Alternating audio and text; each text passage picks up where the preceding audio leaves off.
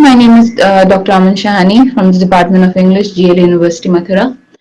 Well, this is a very humble research that I have conducted, and this is like an observation kind of a thing that I have done.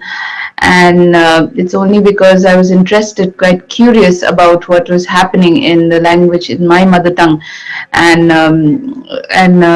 I am a person who's belonged to Manipur, but I have never quite purposefully looked at all these different linguistic phenomena that we have, but I was a little curious about how we have words which are not Manipuri, but rather they are from Hindi or English or any other language, and why is it there, and how come it's actually included in this? Why don't we have a replacement of these particular words? So it drove me a little, and I actually found that maybe I can work on something like this.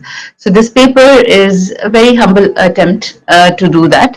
So the title of my paper is Lexical Borrowing in Meiteilon, spoken by the Pangan Meitei Community in Manipur. Now, there's an introduction about the Pangan Meitei community. The Pangan Meitei community is also known as the Muslim community in Manipur. Now, the Pangals are Muslims who live in Manipur and also in Assam, little parts of uh, maybe in Meghalaya and also in Tripura. So basically the Manipuris who speak the Meitei language, but they follow the Muslim religion, are known as the Pagal Muslims. So Pagans have been in Manipur from, I mean, we don't have, there have been some researchers that have said that maybe they've been living in Manipur since the 1600s. But some researchers also say that they have, they have been dated they've been living in Manipur a long, long time ago. And personally, there's a small, family history that even my family belongs to the early first descendants of people who started living in Manipur. Well, they came from places like in Meerut, and then people who came from Lahore, and these are the people who actually have settled in they settled in the city, the heart of the city. They came as merchants. They came as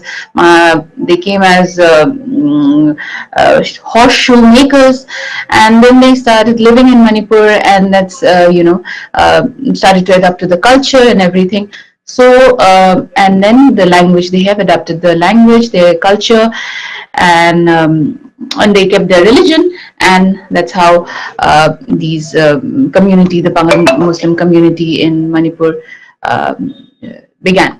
So, coming back to the actual presentation, I'm working on the lexical borrowing. That there are some words there which are not the Manipuri, the original Manipuri Meitei words, but they're there. So first of all, a little introduction about what exactly is lexical borrowing. It's the adaptation of individual words or even large sets of vocabulary items from another language or dialect.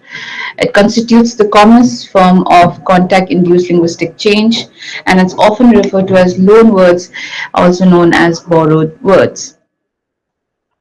Now, Meiteilon, the language which is spoken by the people of Manipur, which is also the lingua franca there, is a Tibeto-Burman language spoken in northeast states. There are other states who also speak.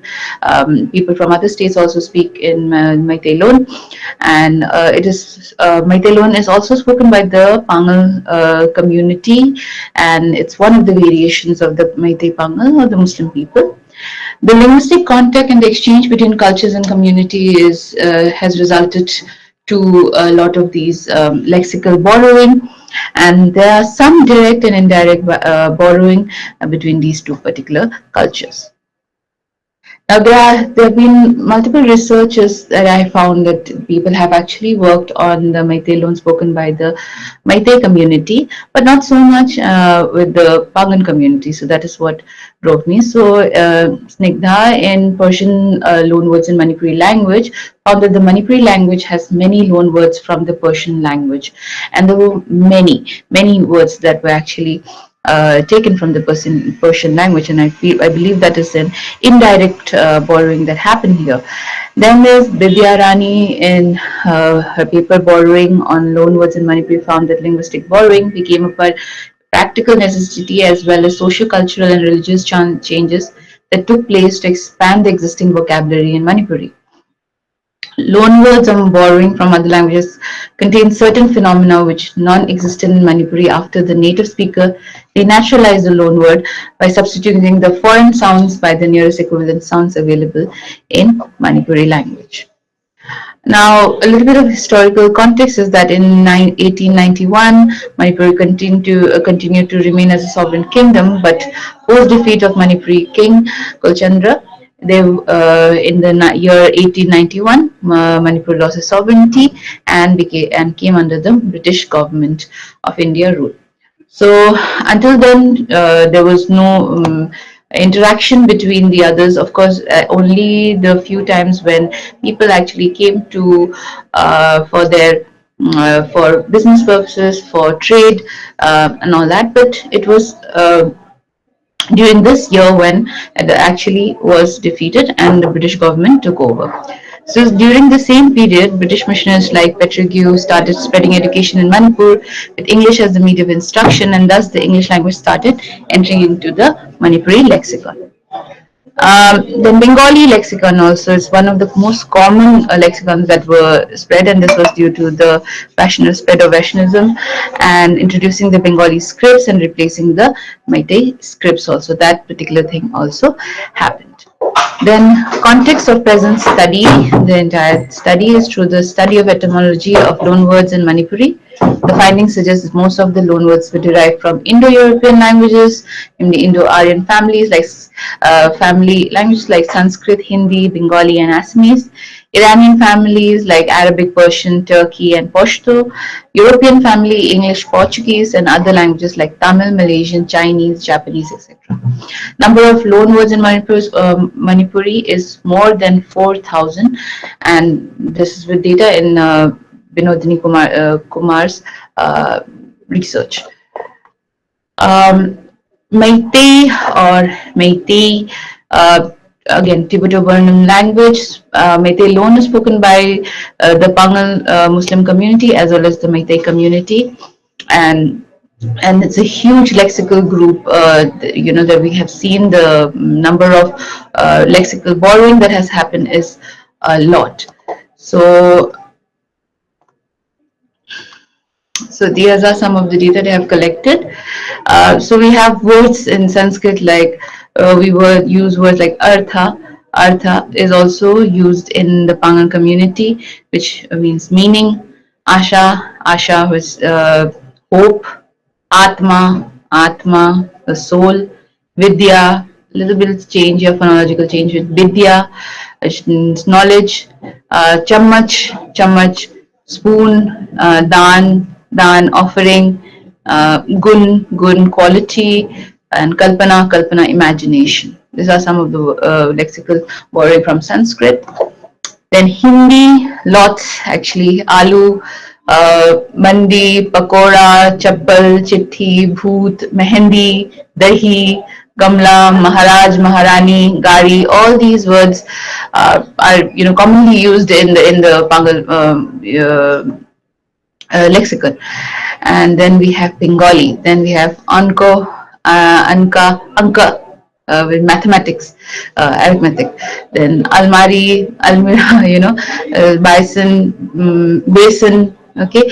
Then Bon for forest, Bandhu, Banda Gobi, Kolom, Goti, Gaya, then Tabu, and korom, korom. So all of these words all borrowed. So then again with Arabic, again with these words, I think a little bit of the religion also influenced it. So we have baki, dunya, galicha, hop, hukum, ijat, johot, jila, mal, sabun, namaz.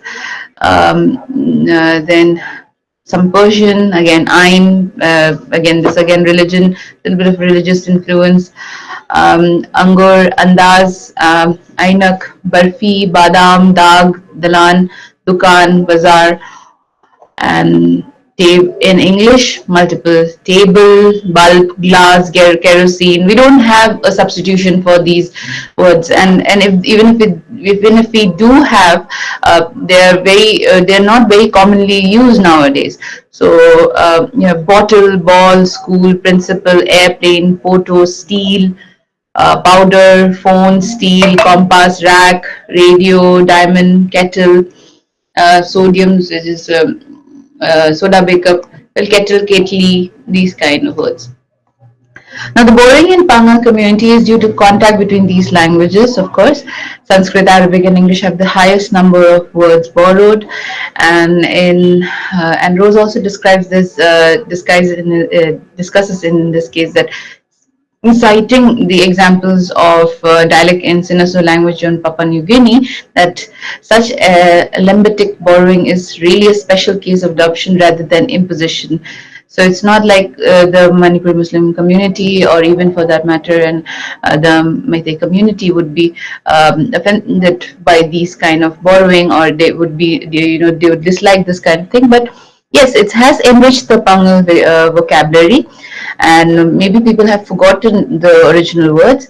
But why has this happened? Or further researches can be conducted to actually investigate that what exactly led to this kind of borrowing, and yeah. So this is it, and thank you very much, sir.